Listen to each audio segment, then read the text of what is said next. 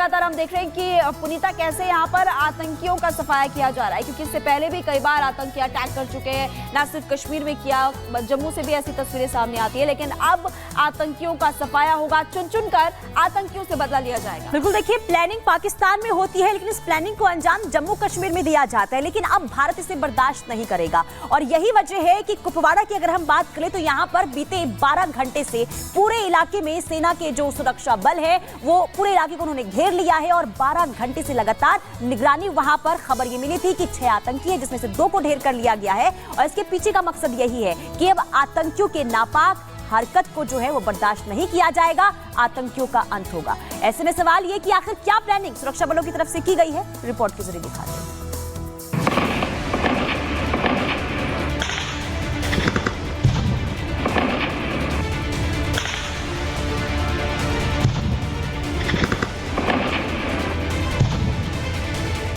आतंकी घुसपैठ, अब सेना करेगी डबल अटैक।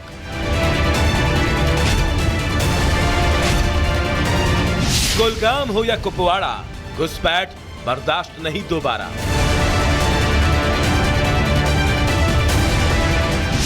दुनिया को दिखेगा आतंकी मुल्क झुकेगा।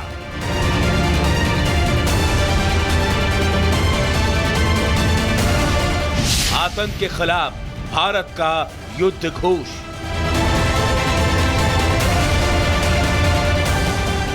जम्मू कश्मीर में आतंक के खिलाफ सेना के चलाए ऑपरेशन ऑल आउट से बौखलाए आतंकी अब जम्मू को टारगेट कर रहे हैं। वो एक तरफ जहां जम्मू कश्मीर के रास्ते घुसपैठ करने की नापाक कोशिश कर रहे हैं, तो दूसरी तरफ वो सेना को नुकसान पहुंचाकर भागने की रणनीति के जरिए दहशत फैलाने की नापाक कोशिश कर रहे हैं। लेकिन पहले ही ऑपरेशन ऑल आउट के जरिए घाटी से आतंकियों के नेटवर्क का सफाया कर चुकी सेना आतंकियों की हर नापाक साजिश को अंजाम तक पहुंचने से पहले ही ध्वस्त कर दे रही है। यही वजह है कि वो बौखलाए आतंकी अब अपनी बची खुची ताकत के साथ एक्टिव घाटी को अशांत करने का नाकाब ख्वाब देख रहे हैं। इसी कड़ी में आतंकियों ने मंगलवार शाम घाटी के कुपवाड़ा में घुसपैठ की कोशिश की, लेकिन पहले से ही चौकस जाबाज सुरक्षा बलों ने बीच रास्ते में ही आतंकियों का रास्ता रोक लिया, जिसके बाद दोनों ही तरफ से फायरिंग शुरू हो गई। लेकिन कायर आतंकियों को जैसे ही अपने अंजाम का अंदाजा हुआ वो छिप गए, लेकिन उन्हें जहन्नुम पहुंचाने पर अड़े भारतीय सेना, सीआरपीएफ और जम्मू कश्मीर पुलिस के जवानों ने पूरे इलाके को घेर लिया। जानकारी के मुताबिक फिलहाल घुसपैठ करने वाला आतंकी समूह एलओसी के पास त्रिमुखा टॉप के पास छिपा है और जवानों ने उन्हें पूरी तरह से बैकफुट पर ला दिया है। आपको बता दें कि मंगलवार को पुंछ के बट्टल सेक्टर में भी आतंकियों के एक समूह ने घुसपैठ की कोशिश की थी, लेकिन वहां भी आतंकियों को मुंह की खानी पड़ी। सेना के जवानों ने वहां भी घुसपैठ की कोशिश को नाकाम कर दिया। हालांकि आतंकियों की तरफ से किए गए हैंड ग्रेनेड हमले और भारी गोलीबारी में सेना का एक जवान सुभाष चंद्र शहीद हो गया, लेकिन सुरक्षा बलों ने आतंकियों के इरादे पर पानी फेर दिया है। वहीं फिलहाल मिल रही सूचना के मुताबिक पिछले 24 घंटे के अंदर आतंकी घुसपैठ की अलग अलग कोशिशों को देखते हुए सुरक्षा बल पूरी तरह से जम्मू कश्मीर में अलर्ट पर हैं। कई जगह पर आतंकी पूरी तरह से घिर चुके हैं, तो वहीं एलओसी के पास कई इलाके ऐसे हैं जहां सुरक्षा बल आतंकियों की तलाश में सर्च ऑपरेशन चला रहे हैं। राजौरी के ख्वास में हुए आतंकी हमले, जिसमें कि भारतीय सेना के कैंप के साथ साथ शौर्य चक्र अवॉर्डी पुरुषोत्तम कुमार के घर को निशाना बनाया गया, उसमें शामिल आतंकियों के लिए सर्च अभियान अब दूसरे दिन भी लगातार जारी है। कल आतंकी सुरक्षा बलों को चकमा देकर इस इलाके से भाग गए थे। आपको बता दें कि कल देर सुबह तकरीबन जो है वो 3 बजे यह आतंकी हमला हुआ था, जिसमें कि भारतीय सेना के कैंप को आतंकियों ने निशाना बनाया और उसके साथ साथ शौर्य चक्र अवॉर्डी पुरुषोत्तम कुमार के घर को निशाना बनाया गया, जिसमें भारतीय सेना का एक जवान भी घायल हुआ और उसके साथ साथ पुरुषोत्तम कुमार के चाचा विजय कुमार को भी बुलेट इंजरीज आई थी। जिसके बाद सुरक्षा बलों ने बड़े पैमाने पर ऑपरेशन चलाया था, लेकिन ऑपरेशन में किसी भी तरह की सक्सेस नहीं मिली और अब लगातार ऑपरेशन जारी है। इसमें कोई शक नहीं कि जम्मू कश्मीर में अचानक ही आतंकवादी हमले की घटनाओं में इजाफा हुआ है। घाटी से सफाई किए जाने के बाद आतंकी बिलबिलाए हुए हैं।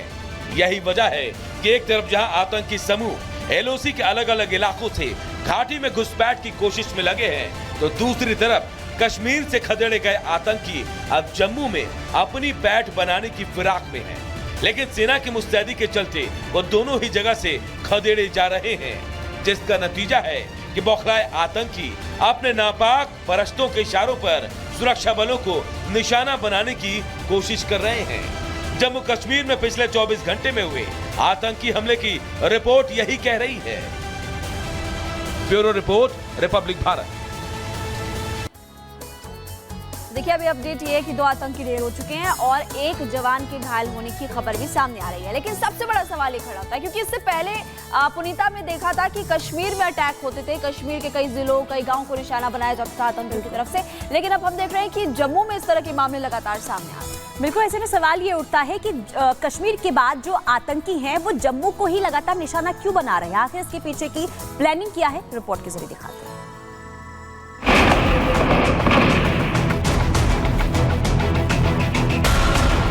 नई जगह, नए टारगेट और एक के बाद एक लगातार हमले। आतंकियों के यह पैटर्न नया है। सिर्फ जुलाई महीने की बात करें तो जम्मू में कई बड़े आतंकी हमले हो चुके हैं, जिसमें जहां सेना के 13 जवान शहीद हो चुके हैं, तो साथ साथ आम लोग भी आतंकी निशाने पर आए हैं। ऐसे में सवाल उठ रहा है कि घाटी छोड़कर आतंकी अचानक जम्मू को क्यों टारगेट कर रहे हैं? खासकर 9 जून को रियासी में हुए आतंकी हमले के बाद तो जैसे जम्मू आतंकियों के हिट लिस्ट में आ गया हो। तो इसके पीछे आपको सबसे पहले ये समझना होगा कि दरअसल ये सारा खेल तब से शुरू हुआ जब से पिछले कुछ सालों से कश्मीर घाटी पर सेना ने अपनी मजबूत पकड़ बनाई है, जिसके बाद आतंकवादियों ने घुसपैठ के अपने तरीकों में बदलाव किया है। उन्होंने घाटी से अपना ध्यान हटाकर जम्मू को टारगेट पर ले लिया है, क्योंकि जम्मू का भूगोल आतंकियों के लिए मददगार है। साउथ पीर पंजाल रेंज आतंकियों का पनाहगाह, घने जंगल और खड़ी पहाड़ियाँ घुसपैठ में मददगार। जम्मू में नियंत्रण रेखा पर घुसपैठ विरोधी ग्रिड नहीं। कश्मीर की तुलना में जम्मू की डेमोग्राफी अलग है। जम्मू में हिंदू मुसलमान प्रतिशत 60-40, यहाँ सांप्रदायिक तनाव फैलना आसान है। इतना ही नहीं, जम्मू से सटे इंटरनेशनल बॉर्डर पर जहाँ घुसपैठ विरोधी ग्रिड नहीं होने के चलते आतंकियों के लिए यहाँ घुसपैठ करना आसान होता है, तो वहीं बरसात में मामला और भी संवेदनशील हो जाता है, क्योंकि तेज बारिश के दौरान जहाँ LOC के मॉनिटरिंग सिस्टम पर असर पड़ता है, तो वहीं आतंकियों के लिए इस दौरान आवाजाही करना और आसान हो जाता है। हालांकि भारतीय फौज और सुरक्षा एजेंसियों के ऑपरेशन क्लीन के बाद से पीर पंजाल के जंगलों में आतंकी गतिविधियों पर एक हद तक लगाम लगी है, लेकिन साउथ पीर पंजाल यानी कठुआ, रियासी और डोडा जैसे इलाका अब भी आतंकियों का नया अड्डा बना हुआ है, जिसके चलते पिछले कुछ महीनों के दौरान इन इलाकों में आतंकी घटनाओं में इजाफा हुआ है। लेकिन आतंक के समूल खात्मे में जुटी भारतीय सेना अब तय कर चुकी है कि आतंकी भले ही जिस बिल में छिपे हों, वो उन्हें वहीं से जहन्नुम पहुंचाएंगे, और इसके लिए सेना ने बाकायदा अपने अतिरिक्त जवानों को घाटी से लेकर जम्मू के अलग अलग इलाकों में तैनात कर दिया है। Bureau report, Republic Bharat. चलिए आगे बढ़ते हैं और अब बात कर लेते हैं नफरती साजिश को। देखिए लगातार अब जो पुलिस बल हैं वो भी नाकाम करने में इसलिए लगे हुए हैं क्योंकि उत्तर प्रदेश से ऐसी खबर सामने आ रही है। देखिए इतिहास गवाह है कि देश को जितना नुकसान दुश्मनों ने नहीं पहुंचाया है, उससे ज्यादा देश के गद्दारों ने पहुंचाया है, जो देश में रहते हुए देश को खोखला कर रहे हैं। और ऐसी तस्वीर सामने आई है उत्तर प्रदेश के कानपुर से। बिल्कुल, कानपुर में जो नफरती नारे लगाते हैं लोग, उन पर किस तरह से एक्शन लिया जा रहा है, इस पर आप पहले इस रिपोर्ट को देखिए।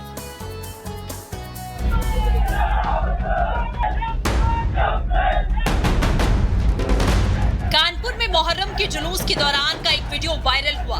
वायरल वीडियो में आपत्तिजनक सरतन से जुदा के नारे लगाए गए थे। वीडियो वायरल होते ही कानपुर पुलिस एक्शन में आ गई। जानकारी के मुताबिक वायरल वीडियो कानपुर के रावतपुर इलाके का है, जहां पर मोहर्रम के जुलूस के दौरान विवादित नारे लगाए गए, वो भी पुलिस की मौजूदगी में। कुछ अराजक तत्वों ने माहौल बिगाड़ने की कोशिश करते हुए नारेबाजी की, जिसका वीडियो सोशल मीडिया पर पोस्ट किया गया। देखते ही देखते वीडियो वायरल हुआ। पुलिस को जैसे ही वायरल वीडियो की जानकारी मिली, पुलिस हरकत में आई। सीसीटीवी के आधार पर पुलिस ने एक नामजद आरोपी समेत 40 अज्ञात लोगों के खिलाफ FIR दर्ज की।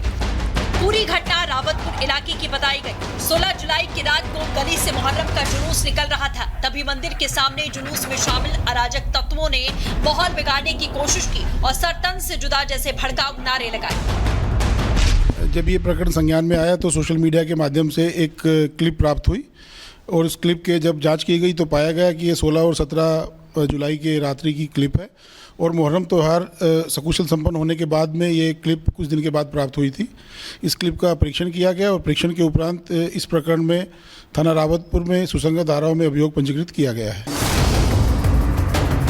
कानपुर में सरतन से जुदा के नारे लगाने पर आयोजक आसिफ शाह और टीटू समेत 40 अज्ञात लोगों के खिलाफ एफआईआर दर्ज की गई। वहीं एफआईआर होते ही आसिफ शाह सफाई देता नजर आया। कहा कि माहौल खराब करने में उसका कोई हाथ नहीं है। भीगी बिल्ली की तरह माफी मांगता हुआ दिखाई दिया। क्या साजिश मानते हैं किसी को इसके लिए कोई बड़ी बात नहीं है, हो भी सकता है इसका कोई बीच का हो। और सभी क्षेत्रों को छोटे बड़े बच्चे रहते हैं। अब कुछ छोटे बच्चे नादान जिनको नहीं मालूमात थी, उनने अगर ये दया कर दिया, वो करा दिया, तो उसके लिए मैं माफ़ी चाहता हूँ प्रशासन से। माहौल बिगाड़ने वालों को पता होना चाहिए कि यूपी में बाबा की सरकार है। अगर गुनाह किया है, माहौल खराब करने की कोशिश की है तो उसकी सजा मिलेगी। नारेबाजी के आरोपी फिलहाल पुलिस की गिरफ्त से बाहर हैं। आपको बता दें, कानपुर का रावतपुर इलाका बेहद संवेदनशील माना जाता है। पहले भी यहाँ पर सांप्रदायिक हिंसा हो चुकी है। इसके बाद भी मुहर्रम के जुलूस में हिंदू बस्ती और मंदिर के सामने आपत्तिजनक नारे लगाकर दंगा भड़काने की कोशिश की गई। अब माहौल बिगाड़ने की कोशिश करने वालों की पहचान करके जेल भेजने की तैयारी की जा रही है। पुलिस इस बात का भी पता लगा रही है कि विवादित नारेबाजी के पीछे किसका हाथ है और किसके कहने पर माहौल बिगाड़ने की कोशिश की गई है। Bureau report, Republic Bharat.